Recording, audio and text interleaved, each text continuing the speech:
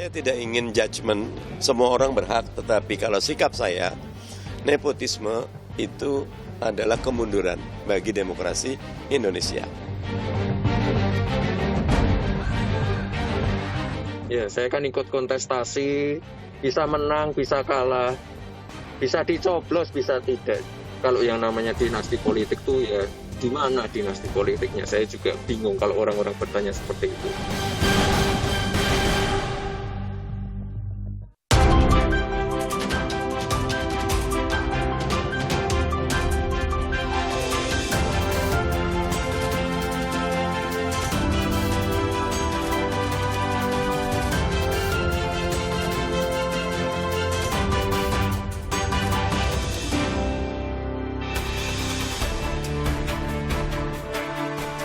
Gibran Rakabuming Raka, putra sulung Presiden Joko Widodo akan berlaga di Pilkada Solo, Jawa Tengah. Sementara menantu Presiden, Bobi Nasution juga akan maju di Pilwali Kota Medan, Sumatera Utara. Tidak hanya kerabat Presiden, tapi putri Wakil Presiden Ma'ruf Amin, anak Sekretaris Kabinet Pramono Anung, dan keponakan Prabowo Subianto juga akan maju di Pilkada 2020. Banyak pihak yang menilai majunya kerabat pejabat di Pilkada adalah bentuk dari aji mumpung, bahkan dinasti politik.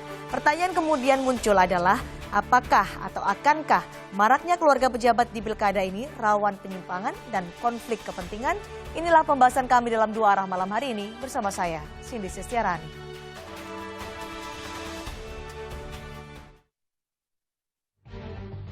Partai politik kini ramai mengusung keluarga pejabat sebagai bakal calon kepala daerah dalam Pilkada 2020.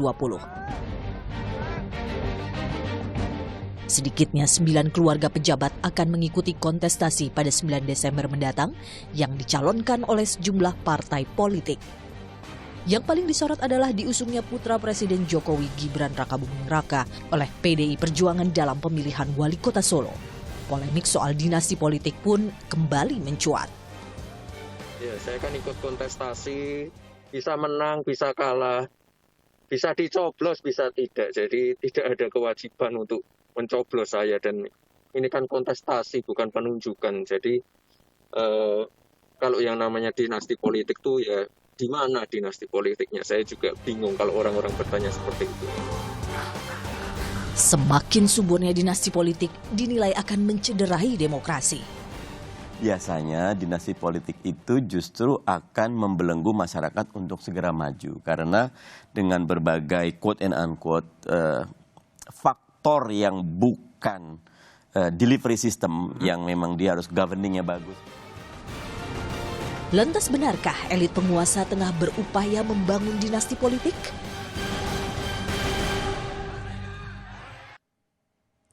Empat narasumber sudah hadir di studio Dua Arah malam hari ini. Yang pertama ada Maman Abdurrahman, politisi Partai Golkar. Selamat malam, Bang Maman. Dan juga Pak Deddy Sitorus, politisi PDI Perjuangan. Kabar, selamat malam. Dan kemudian di sebelah kiri saya ada Mas Saidiman Ahmad, peneliti dari SMRC. Selamat malam. Selamat malam. Dan juga Mas Henry Satrio, pengamat komunikasi politik Universitas Paramadina. Selamat malam, Mas Henry. Mas Henry. Saya langsung ke Mas Saidiman. Kalau tadi Gibran membantah, dinasti politiknya di mana? Apa tanggapan Anda?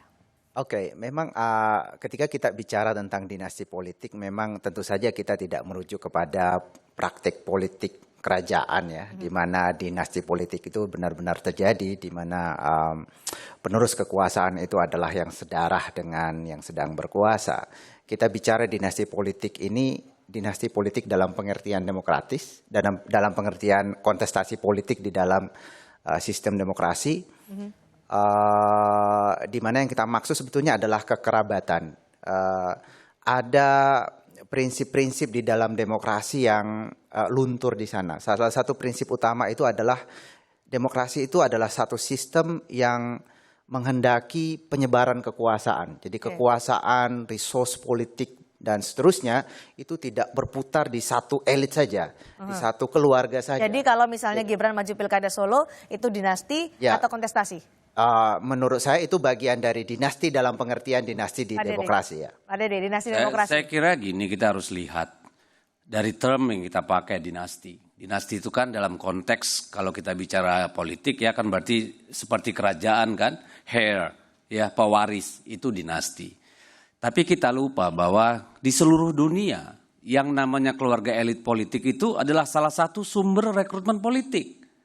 Jadi Tidak keluarga hanya- itu sumber rekrutmen Salah politik. satu sumber rekrutmen politik, di samping katakanlah internal partai, di samping intelektual, di samping politisi lain dan sebagainya. Tidak ada dosa, tidak ada salah, tidak ada masalah di sana. Oke, saya langsung ke- Saya ambil contoh aja misalnya. Saya sudah dapat poinnya tadi karena Oke. sumber rekrutmen politik. Yes. Ya, jadi kalau kita lihat definisinya, ini Harvard yang bilang gitu.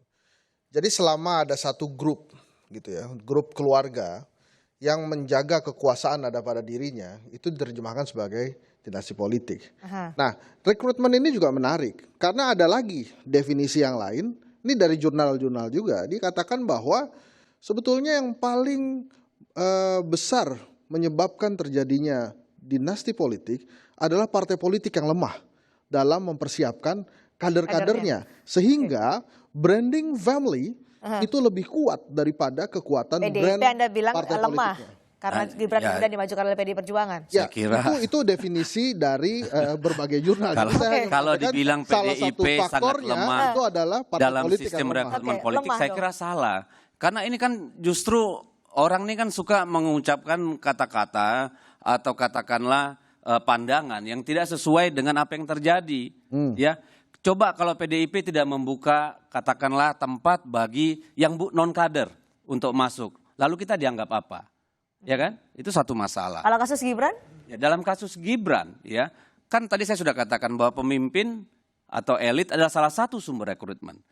Gibran datang pada waktu yang tepat dan kita dalam memutuskan siapa calon sudah tentu bahwa dia anak Pak Jokowi itu salah satu Nah, pertimbangan. benar kan, Sin? Loh, Jadi tadi kan memang saya sudah betul. bilang, Makanya, saya sudah bilang bahwa keluarga elit adalah salah satu sumber rekrutmen dan itu terjadi di seluruh dunia, Ya, Pak. Yang makanya tidak terjadi tadi itu hanya sesuai di dengan dunia gaib, jurnal yang kira. saya sampaikan. Anda boleh lihat Bentar, Amerika, bentar. Anda boleh lihat Filipina, Anda boleh lihat India, hanya di negara komunis yang tidak ada elit seperti itu. Kecuali mungkin Korea Utara, coba Cina tidak. Ini nggak aji mumpung. Kenapa? Freddy, aji mumpung. Loh gini, kan saya bilang tadi, ketika kita menunjuk satu calon kepala daerah, pertimbangannya ke macam-macam. Ya, pertama tentu adalah bagaimana dia memenangkan kontestasi. Oke. Ya, itu satu hal. Yang kedua, ada agenda-agenda politik kepartaian yang kita pertimbangkan untuk ke depan. Agenda Dua, politik partai, ya toh? oke. Ya, Yang itu- ketiga, itu bagaimana setuju. loh? Ini kan semua soal kontestasi politik kekuasaan. Oke. Dia tidak bisa dikatakan sebagai sesuatu yang privilege ketika apa? Ketika akhirnya diserahkan pada suatu medan Baik. yang bukan partai politik yang Betul, menentukan. makanya Henry. Bang Deddy ini hanya mengamini jurnal yang saya bacakan tadi. Ini Paulo Coelho Harvard bilang dinasti politik ini ada bila partai politiknya lemah dan branding sebuah branding family itu jauh lebih kuat dari partai politik. Nah, sehingga si partai politik ini berusaha untuk mempergunakan branding family yang kuat ini untuk mempertahankan atau merebut Bukan aji kekuasaan. mumpung tapi Saya katanya. kira tidak Oh, juga. iya, Kenapa? kalau Aji Mumpung iyalah. Ketika pileg misalnya, rame-rame semua partai mencari artis misalnya untuk vote getter. Itu sesuatu yang lumrah saja. Jadi Gibran vote getter. Loh, ya Karena tentu anak dong kalau presiden- udah tidak anak dianggap. presiden. Loh bukan, Oke. bukan karena dia anak presiden. Bisa jadi itu salah satu faktor. Karena itu pasti pertimbangan. Iya toh? Ya, ya. Tetapi seperti yang saya katakan tadi, ini kan kembali. Ini hanya proses rekrutmen. Soal apakah dia akan jadi pemimpin atau tidak, itu ada proses lain. Dan Oke. itu proses Tidak demokrasi. ada kader partai yang lebih berpengalaman dibandingkan Gibran. Kan tadi saya katakan, pertimbangannya banyak. Bukan hanya karena dia pengalaman atau yang lain. Kita ada berbagai faktor yang kemudian menjadi Misalnya? pertimbangan. Termasuk Ya, branding kayak tadi family itu. kemungkinan Oke. buat menang dan seterusnya. Kemungkinan Yes, buat menang faktornya. saya kira ketika kita bicara dinasti politik ini kita tidak sedang bicara tentang politik dalam pengertian yang normatif, soal hak, soal bahwa dia berhak maju atau tidak, dia sah maju atau tidak. Tentu saja semua orang sah maju atau tidak selama ia 17 tahun ke atas dan dia tidak menjabat 2 kali. Semua orang punya hak, tapi kita sedang bicara tentang bagaimana demokrasi kita ditingkatkan kualitasnya, ditingkatkan mutunya begitu. Nah, saya kira banyak sekali orang yang kecewa dengan majunya misalnya seperti orang seperti Gibran. Karena banyak yang berharap bahwa ketika Jokowi maju, ini harapan buat kita. Bagaimana seseorang yang tidak berangkat dari elit, dia bukan anak seorang jenderal, Ya. dia bukan anak seorang pemimpin partai, kemudian bisa muncul sebagai seorang presiden. Kita berharap banyak kepada Jokowi menjadi sesuatu yang lain, menjadi bukan rutinitas politisi selama ini, tetapi kemudian yang terjadi.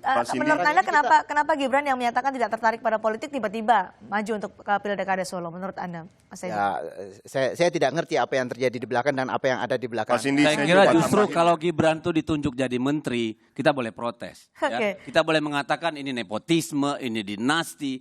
Tapi come on man, ini dalam satu kerangka demokrasi. Ya tentu bukan saja. soal lemah kuat dia atau punya tidak sebuah hak, partai politik. Kita cukup ajak. Ya sah. Tapi maju. kan kita Tapi juga partai kita tidak terbuka. bicara itu sebetulnya. Kita kan juga membuka diri. Kita kan bicara soal harapan terhadap Jokowi yang seharusnya itu tampil ke depan, mengurai persoalan Melukai pengumpulan harapan kekuasaan publik. di Sebentar, Bung segelintir Maman. orang saja. Hampir tidak ada hubungannya. Karena majunya dua orang ini bukan perintah atau permintaan Jokowi. Itu bukan sama sekali, kita bantah itu. Jadi jangan juga berhalusinasi bahwa ini Pak Jokowi datang sebagai presiden ke Ibu Mega, Ibu tolong anak saya, menantu saya. Enggak juga. Mereka melalui semua proses yang diwajibkan di dalam partai. Saya simpan soal sesuai proses, tapi Golkar ini juga menjadi pertanyaan. Kenapa akhirnya Golkar ikut mendukung Gibran? Karena ini pertimbangan kompetisi atau karena Gibran adalah anak presiden? Makasih Mbak Cindy. Saya mulai dari definisi demokrasi itu secara definitif bahwa sistem yang memberikan kesetaraan kepada semua orang. Itu dulu ya. Nah kesetaraan itu apa? Saya mau garis bawahi begini. Jangan sampai kita ini jadi kayak mengesampingkan atau mengerdilkan anak-anak pejabat ataupun tadi. Ini seakan-akan kalau misalnya dia anak presiden, anak menteri, anak jenderal, atau anak siapapun itu, anak politisi, seakan-akan dia haram untuk didorong untuk menjadi politisi. Ini yang berbahaya. Kita sepakat dulu ya bahwa demokrasi adalah memberikan ruang kesetaraan kepada semua pihak. Itu dulu yang pertama. Yang kedua begini. Nah yang kedua, bagaimana menilai seseorang itu memiliki kapasitas, kompetensi atau apapun itu. Fakta membuktikan berdasarkan survei, dia memiliki elektabilitas. Tapi apakah dengan majunya seorang anak presiden itu menciptakan dulu, kesetaraan Mas. itu? Tenang aja dulu. Tapi fakta hasil survei mengatakan bahwa 36% masyarakat Solo menginginkan Gibran. 36%. Ya, ini survei median loh. Oke. Survei median ya. Ini saya ukurannya lembaga survei median yang kecenderungannya kontra loh. Oke, baik. 36% masyarakat Solo menginginkan Gibran menjadi wali kota kompetensi Solo. Ya, Mas Ediman. Gitu Jadi bagi saya seharusnya teman-teman begini, kita fair dulu melihatnya. Nah, dasarnya siapa kalau mau menilai seseorang ini memiliki kompetensi ataupun tidak? Publik. Oke, baik Bung Maman, saya beri kesempatan. Ya, salah satu persoalan di kita adalah memang ada kemajuan demokrasi kita ketika pertimbangan partai itu melihat kecenderungan apa yang terjadi di publik ya. Tetapi kemudian menjadi sedikit bermasalah ketika publik semata-mata dijadikan sebagai acuan. Karena kadang-kadang publik juga punya kecenderungan. Kalau publik misalnya konservatif. Nah, ini kan inkonsisten. Jadi kan inkonsisten tadi. Kalau publik menginginkan dia ini publik menjadi salah satu. Ada persoalan di publik kita sekarang. Dari survei-survei SMRC kita menemukan bahwa tingkat Kasian intoleransi. publik disalah-salahkan loh masyarakat. Tingkat intoleransi terus-menerus naik. Nah, bagaimana jika publik menginginkan satu figur yang mendukung intoleransi, yang tidak mendukung demokrasi? Nah, itu nggak apple to apple. Tapi soal kompetensi, Mas Ediman, kompetensi apakah Anda meragukan kompetensinya? Kita bisa melihat kompetensi seseorang misalnya dari pengalaman, salah satunya. Apakah Gibran punya pengalaman di dalam politik, di dalam partai politik? Saya kira dia baru masuk partai politik beberapa bulan yang lalu saja atau setahun belakangan saja. Jadi ini juga jadi tamparan buat teman-teman di PDIP yang saya tahu PDIP itu adalah salah satu partai kader yang sangat rigid gitu dalam pengkaderannya itu. Tapi kemudian tiba-tiba muncul seseorang yang tidak berasal dari jenjang pengkaderan itu juga bermasalah. Meskipun prosesnya sudah dilalui tadi kalau Pak Dedi menyatakan prosesnya sudah sesuai dengan yang di SOP gitu. Mbak Cindy, kan kita udah nangkep tuh maksudnya. Pak Jokowi ketika masuk politik ya cuma pengusaha mebel, nggak pernah pengalaman jadi wali kota Pak. Ketika jadi gubernur juga nggak pernah jadi gubernur, jadi presiden pun begitu. Kenapa kita pilih dua anak muda ini? Karena memang Ketua Umum sudah mencanangkan bahwa 2024 adalah tahun transisi total bagi kita. Kita melihat dua anak ini memang mewakili bonus demografi yang ada dibandingkan calon existing. Beda sekali ketika, jadi makanya Pak Jokowi masuk dengan Gibran masuk. Bukan, saya mau bilang sama Anda, kan Anda bilang rekam jejaknya apa? Inisiatif politik yang sangat baik dan kita jangan lebar. Saya jelaskan dulu. Tadi kan statement Jokowi Anda. bukan anak presiden, Pak Gibran anak seorang presiden. Privilege-nya. Isunya lain. Tadi Anda mengatakan apa rekam jejak Gibran. Bukan soal dia anak presiden atau bukan. Anda mengatakan bahwa Gibran ini siapa sih nggak punya pengalaman sama dengan Pak Jokowi dulu. tidak punya pengalaman Tapi ada politik. privilege di Gibran bahwa Ntar dia dulu, adalah ini soal anak lain. presiden. Itu soal yang lain dulu, kesampingkan, biar jangan dicampur aduk gitu loh. Jadi bukan soal pengalaman. Kita pertama tentu kita lihat apakah dia memang potensi menang. Tapi kita juga punya kepentingan visi politik gitu loh. Bahwa calon yang kemarin dari kader menurut kita ya akan mengalami kesulitan untuk berlari cepat pada 2024 karena kita membutuhkan transisi. Pak, saya tambahin, Mbak Cindy, tambahin. Saya sebetulnya ingin diskusi ini jangan hanya sekedar membahas mengenai seorang Gibran dan Gibran. Bobi. Karena banyak. Artinya gini, kita harus melihat kerangka Kita bahas nanti, tapi ini kita pada saat yang dalam lama kerangka diperbincangan yang jauh publik lebih adalah holistik. Gibran Raka Buming Raka. Harapan saya, jadi kita tadi begini, bahwa dinasti politik itu tidak hanya bisa melihat dengan dalam konteks Gibran satu orang saja. Setuju. Banyak nih wilayah-wilayah yang lainnya. Nanti kita bahas ini di segmen Begitu. berikutnya. Dan saya Jangan mau kami kasih bahas. sedikit Sebentar, hint, Pak Deddy, Mbak. kita akan berikan Ini soal kesempatan si nanti. apa Kami kemarin, akan bahas Gibran, terkait soal- dengan pilkada di daerah lain yang juga diikuti oleh kerabat dan anak pejabat. Saat lagi.